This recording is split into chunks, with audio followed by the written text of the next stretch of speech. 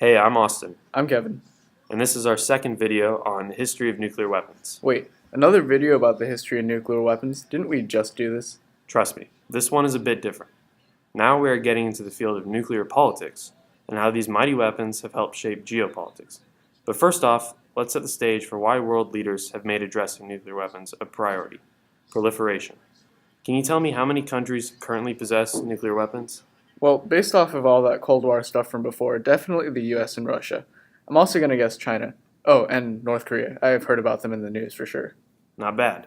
All the ones you named do indeed have nuclear weapons. However, there are several more who possess the bomb, 9 in total.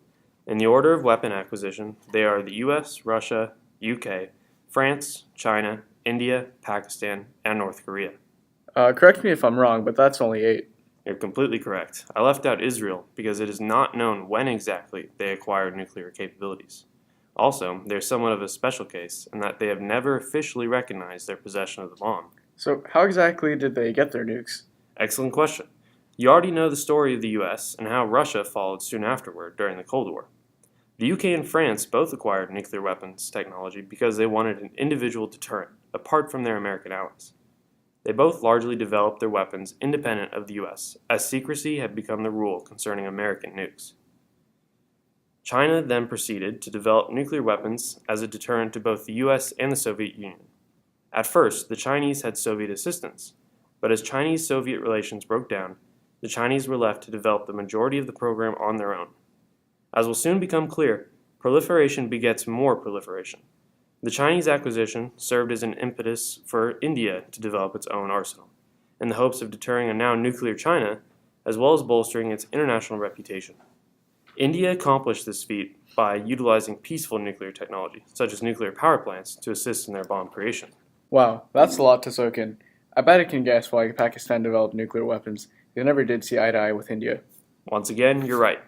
India's program prodded Pakistan to begin its own program in response to the perceived threat of a nuclear neighbor. Later on, North Korea developed its own program as a response to perceived pressure from the US and as a status symbol to be used in international bargaining. Finally, our discussion is brought to Israel. No exact date is claimed for their acquisition, but it could have been as early as 1967. Israel developed their weapons as a strategic resource in dealing with its many unfriendly neighboring countries. Once again, no official rationale for Israeli weapons has been declared, and their existence remains shrouded in a cloud of deliberate ambiguity. Great, so now the stage is finally set. What's next? Next, we will be talking about the various agreements and treaties that are the hallmarks of the history of nuclear weapons. For organization's sake, let's go in chronological order, starting with the treaty popularly called the Partial Test Ban Treaty, PTBT, which entered into force on October 10, 1963. Under this treaty, most countries of the world agreed to stop all nuclear test explosions, except for those taking place underground. How did everyone come to agreeing to this treaty? Why is this such a big deal? Those are pretty fair questions. For the first one, the Cuban Missile Crisis had just given a great scare to the superpowers, and they were now more likely than ever to agree on something related to limiting nuclear weapons. Furthermore, scientific evidence had come to light that nuclear testing, particularly in the atmosphere, can prove to be extremely harmful to the public. Even if they are far removed from the actual detonation site, people can still be harmed. You can thank radiation for that. As for the second one, this treaty represented a huge step forward in improving and acting upon talks surrounding the bomb. Not to mention, it helped make the world a safer place, given the health risks of continuing. Next, we'll be talking about the NPT. I feel like you're about to just say this, but I'll bite. What does the NPT mean? It stands for Nuclear Non-Proliferation Treaty. Effective March 5, 1970, the NPT is an international treaty that is based upon the agreement that nuclear weapon states will seek eventual disarmament and will share their peaceful nuclear technology. These states include the US, Russia, UK, France, and China. In return, the non-nuclear weapon states agreed to not pursue the creation of their own nuclear weapons. All told, approximately 190 states are a party to this treaty.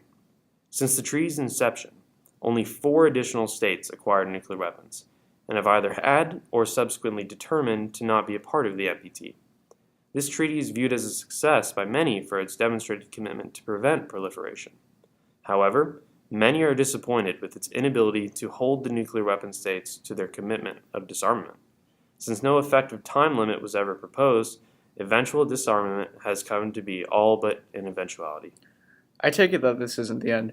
Surely there have been more treaties during the decades after 1970? Yep. The next important agreement arose from the Strategic Arms Limitation Talks, or SALT. Signed on May 26, 1972, the Strategic Arms Limitation Talks Agreement, better known and much easily said as SALT I, this agreement took place between the U.S. and the Soviet Union and acted to cap the number of ballistic missiles launchers at their current levels. It served as an important base for future arms reduction treaties between the Cold War superpowers. Technically, the talks also resulted in a SALT II, but that agreement was never fully ratified and has since ceased to exist. Next, we will be talking about START. Geez, enough with the acronyms. I feel you, man. At least you don't have to say all these mouthfuls. But moving on. START, or the Strategic Arms Reduction Treaty, was another treaty between the U.S. and the Soviet Union that became effective December 5, 1994. The treaty created another important limit to the amount of deployed nuclear weapons that each side could possess. All told, each side could have a maximum of 7,600 nuclear weapons ready for combat at a time. In order to do that, each nation made demonstrable efforts to reduce their arms. In fact, the U.S. proceeded to actually chop up via a huge blade its nuclear delivering bombers. So I guess there was a serious commitment there. That number still seems like an awful lot to me. How can that be seen as accomplishing anything? True, that is a lot of weapons, but it represents a significant reduction in arms. A little progress at a time toward the road to complete disarmament is sometimes all we can hope for. Speaking of a little progress, let's revisit the Partial Test Ban Treaty. On another step towards disarmament, a complete ban on all forms of testing nuclear weapons was proposed. Adopted on September 6, 1996, the treaty became known as the Comprehensive Nuclear Test Ban Treaty. That's it? So everyone just gave up on testing nukes? Seems easy. Well, the treaty actually never entered into force because 8 countries have not ratified it, among them the United States.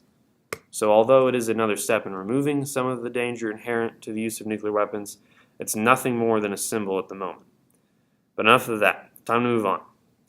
Now we will again move through time and come closer to the modern day. Perhaps you've heard of this one, the Iran nuclear deal. That seems to ring a bell. I'm pretty sure I caught that one in the news a couple of times. Glad to hear it. It's important to stay abreast of the news, especially when it concerns nuclear weapons. Just because the Cold War is over, it does not mean the threat of the bomb is gone, or that proliferation might not continue.